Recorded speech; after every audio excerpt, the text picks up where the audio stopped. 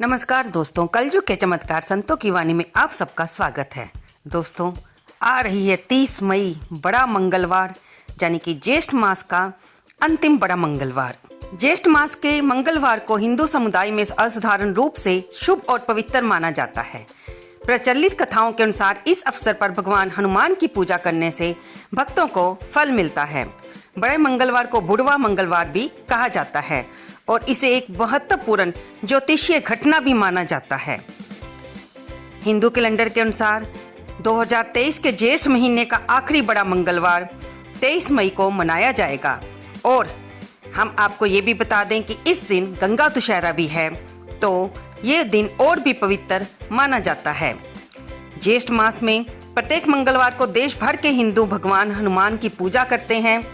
फिर चढ़ाया गया भोग जरूरतमंद और गरीबों में बांटा जाता है। ऐसा माना जाता है कि मंगलवार से भगवान हनुमान की पूजा करने पर या व्रत रखने पर मंगल संबंधी समस्याओं का, यानी कि अगर मंगल दोष हो कुंडली में तो उसका समाधान होता है। आइए अब हम जानते हैं कि बड़ा मंगलवार की पूजा विधि क्या है। वैसे तो बड़ा मंगलवार लखनऊ में बड़ी धूमधाम से मनाया जाता है, जगह जगह जहाँ पर लंगर लगते हैं। लेकिन अब क्योंकि हनुमान जी कलयुग के जागृत देव हैं और भक्तों की आस्था उनमें बढ़ती जा रही है, इसलिए हर जगह पर भगवान हनुमान जी की मंगलवार के दिन पूजा की जाती है। कुछ लोग तो लंगर भी लगाते हैं। हनुमान जी को प्रसन्न करने के लिए भक्त अपने अपने अनुसार पूजा करते हैं, लेकिन इसमें हमें जो मुख्य बातें हैं उनका ध्यान रखना चाहिए। बड़ा मंगलवार के दिन सूर्य निकलने से पहले, यानी कि सूर्योदय से पहले स्नान कर लें और साफ कपड़े पहन लें। फिर हनुमान जी की प्रतिमा को गंगा जल से साफ कर लें। फिर पूजा स्थान पर लाल फूल, अक्षत, धूप, दीप, चंदन और लाल जा, फिर नारंगी लंगोट चढ़ाएं। हनुमान जी को मोतीचूर का लड्डू या फिर बूंदी का ही भोग लगाएं। इसके अलावा आप इन्हें खीर का भोग लगा सकते हैं, गुड़ चना का भोग लगा सकते हैं। जो भी आपको सामर्थ्य अनुसार अच्छा लगे आप इन्हें भोग लगा सकते हैं। बात तो दोस्तों प्रेम की है।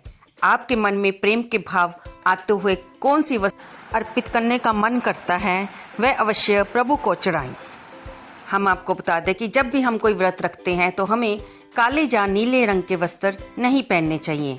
कोशिश करें कि जब भी आप व्रत रखें, जरूरी नहीं कि वो मंगलवार का दिन हो या कोई भी व्रत, एकादशी का व्रत, पूर्णमासी का व्रत, तो आप लाल या पीले या गुलाबी रंग के वस्त्र पहने। आपने मंगलवार का व्रत रखा है या नहीं रखा, हम पिछले 3 बुढ़वा मंगलवार की जो वीडियो आपको सामने ला रहे हैं उसमें हम यही बताते आ रहे हैं कि व्रत रखें या ना रखें, लेकिन इस दिन सुंदरकांड का पाठ कर लें या हनुमान चालीसा का पाठ कर लें, बजरंग बाण, संकट मोचन, जो भी आपको अच्छा लगे या आपको समय के अनुसार सुविधा अनुसार कर सकें अवश्य करें।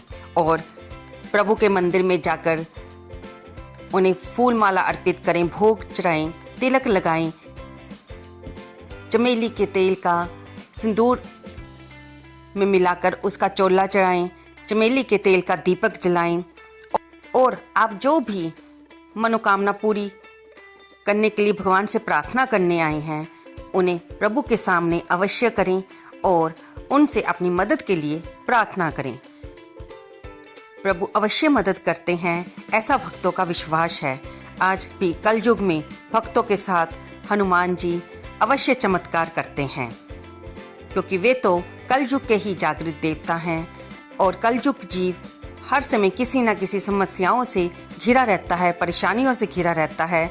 जब बालक परेशान हो तो वो अपने माता पिता के पास ही जाता है। ठीक यही नियम भगत पर भी लागू होता है कि जब वो परेशानी में हो तो अपने भगवान से ही प्रार्थना करता है। हमने पिछली वीडियो में बुढ़वा मंगलवार की कथाएं आपको बताई थी, आप उन्हें डिस्क्रिप्शन बॉक्स में लिंक दिया गया है, आप उन्हें जरूर सुनें। आज हम आपको इस मंगलवार, जो कि ज्येष्ठ मास का आखिरी मंगलवार है, हम भगवान हनुमान जी की जन्म कथा को सुनाएंगे। वेदों और पुराणों के अनुसार पवन पुत्र हनुमान जी का जन्म चैत्र मंगलवार के दिन पूर्णिमा को नक्षत्र व मेघ लगन के योग में हुआ था। इनके पिता का नाम वानर राज राजा केसरी थे और इनकी माता का नाम अंजनी था।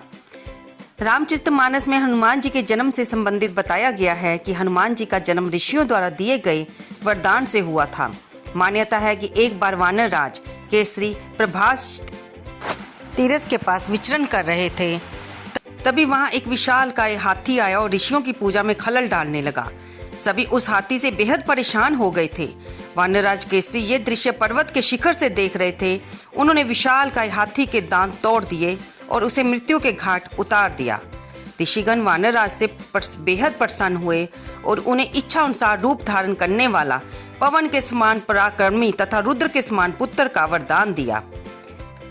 एक अन्य कथा के अनुसार माता अंजनी एक दिन मानव रूप धारण कर पर्वत के शिखर की ओर जा रही थी। उस समय सूरज डूब रहा था। अंजनी डूबते सूरज की लालिमा को निहारने लगी। इसी समय तेज हवा चलने लगी और उनके वस्त्र उड़ने लगे।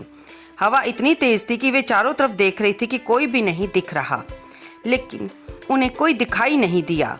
हवा से पत्ते भी नहीं हिल रहे थे। तब माता अंजनी को लगा कि शायद कोई मायावी राक्षस अदृश्य होकर ये सब कर रहा था।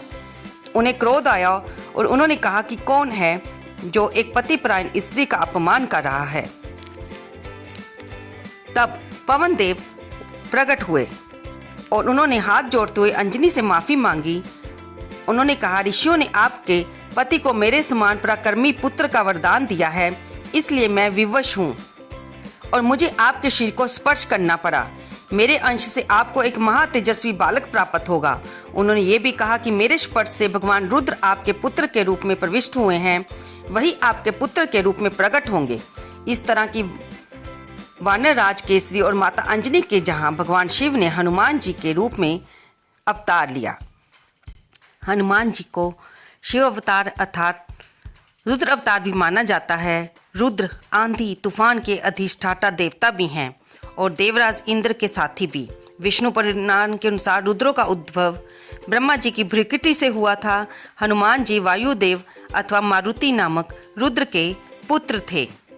हनुमान शब्द का ह ब्रह्म का, नु अर्चना का, माँ लक्ष्मी का और न पराक्रम का द्योतक है।